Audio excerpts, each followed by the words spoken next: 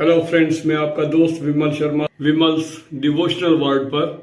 और 5 नवंबर को देव दीपावली हमारी गार्डेनिया में भी मनाई गई और यहाँ सत्यनारायण जी की कथा का भी आयोजन किया गया। तो आज की वीडियो में उसी के कुछ अंशों को लिए हुए पार्ट 1। जय जय श्री राम। नारायणाय तुभ्यं नमामि, हे लक्ष्मीकान्तं तुभ्यं नमामि, जगदीश्वराय तुभ्यं नमामि। जय श्री राम। राधे राधे। आज कार्तिक मास की पूर्णिमा और आज के दिन देव दीपावली।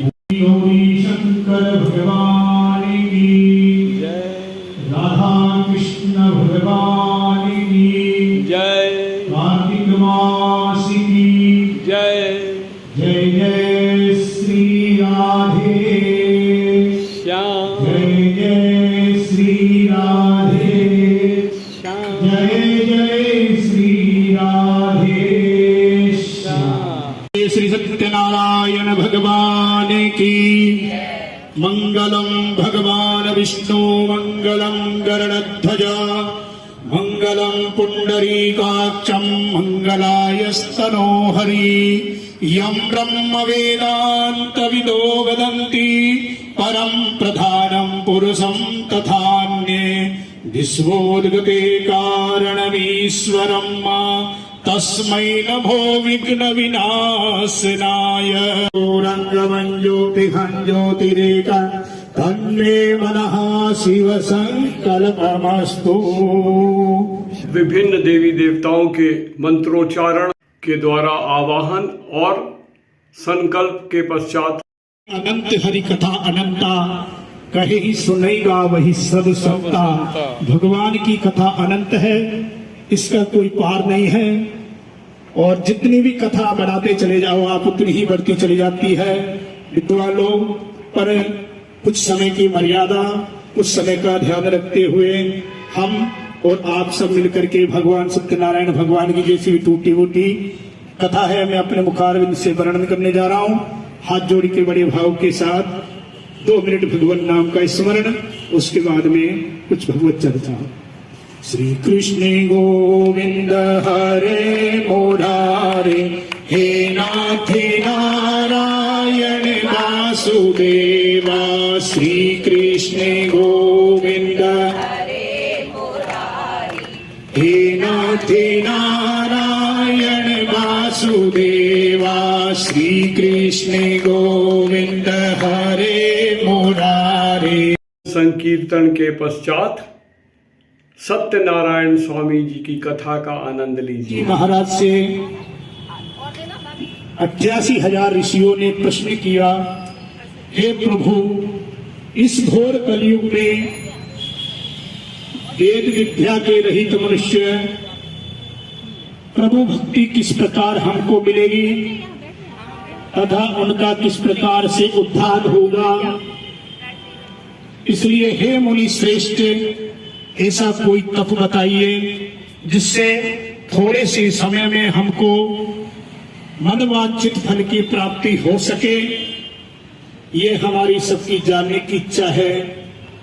सूत जी महाराज ने 88,000 ऋषियों के प्रश्न से जब प्रसन्न हुए तो बोले, हे वैष्णव में पूज्य, आपने सर्व प्राणियों के हित की रक्षा के लिए, सब प्राणियों के ज्ञात के लिए आपने बहुत ही अच्छा प्रश्न पूछा है।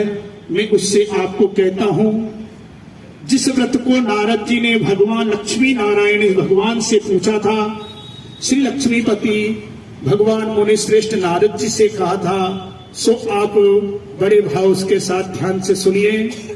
एक समय योगीराज नारद जी संसार की दूसरे की हित की इच्छा से अनेक योनियों में भ्रमण करते हुए, संसार में चारों दिशाओं में घूमते हुए इस संसार के मृत्यु लोक पर पहुंचे। यहाँ पर जब देखा तो अनेक योनियों में जन्मे हुए प्राय सभी मनुष्य अपने कर्मों के द्वारा अनेक दुखों से पीड़ित देखकर सोचा कि इस यत्न से इन सब मनुष्यों का उद्धार हो जाए। सत्यनारायण स्वामी जी का ब्राह्मण के स्वप्न में आकर मार्गदर्शन करना। सत्यनारायण भगवान आए थे, वो वहां से अंतर ध्यान हो गए। ब्राह्मण देवता को रात भर नींद नहीं आई कि आज मेरे को किसी ने, संत ने, महापुरुष ने मेरे को मार्गदर्शन दिया है कि भगवान सत्यनारायण की पूजा अर्चना करनी है। तो वह रात भर जल्दी उठ गया। उसी दिन उसके भिक्षा में जब निकला तो उस दिन की भिक्षा में उसको 100 गुना धन प्राप्त हुआ। महाराज पूजा की सामग्री आदि सभी एकत्रित करके अपने बंधु बांधवों के साथ, अपने परिवार रिश्तेदार आदि के साथ में श्रद्धा पूर्वक उसने भगवान सत्यनारायण की व्रत पूजन किया और प्रसाद आदि जब ग्रहण किया तो उस व्रत के प्रभाव से सत्यनारायण भगवान प्रसन्न हो गए और वह ब्राह्मण दीनहीन सभी कर्मों से छूटकर वैकुंठ धाम को प्राप्त हो गया। बोली सत्यनारायण भगवान की जय। और अब मैं क्या कहूँ, इसमें कहे ऋषि बोले, हे मुनीश्वर, संसार में से ब्राह्मण को सुनकर किस किस ने इस व्रत को भी किया, यह भी हम सब जानना चाहते हैं, जिसके लिए हमारे मन में श्रद्धा है। सूत जी महाराज बोले, हे मुनियों, जिसने इस व्रत को किया वह मैं आपसे सुनाता हूँ, सुनिए। एक समय एक ब्राह्मण धन और ऐश्वर्य के अनुसार बंधु बांधवों के साथ व्रत करने के लिए तैयार हुआ। उसी समय जैसे हमारे यहाँ पर कथा चल रही है, अब यहाँ तो कथा हमारी सामूहिक है, अब फ्लैटों में होती है या घर में होती है तो हम अंदर से अंदर होती, तो उसी प्रकार एक लकड़ी बेचने वाला महाराज घर के देहली पर आ गया अंदर।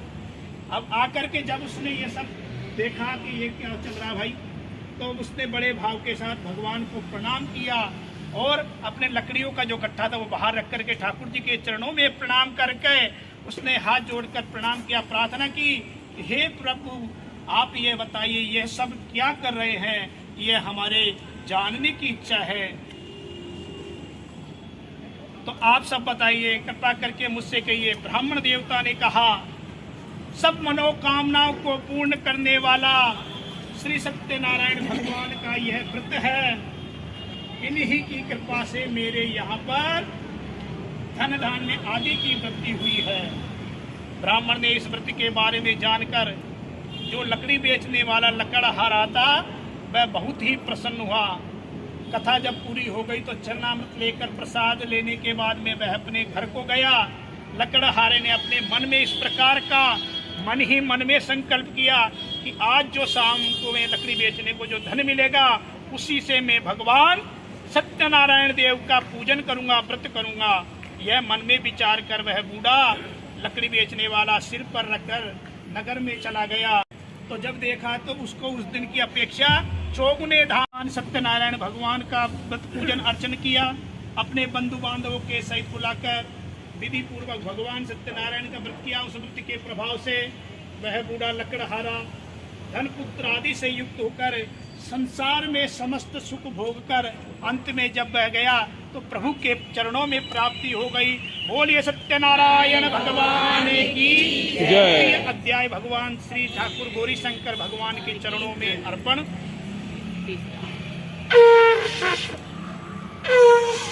इस अध्याय के समापन के साथ ही आज की इस वीडियो संपन्न करने की अनुमति चाहूँगा। अगली वीडियो में आगे की कथा फिर लेके आऊँगा। तब तक के लिए राधे राधे।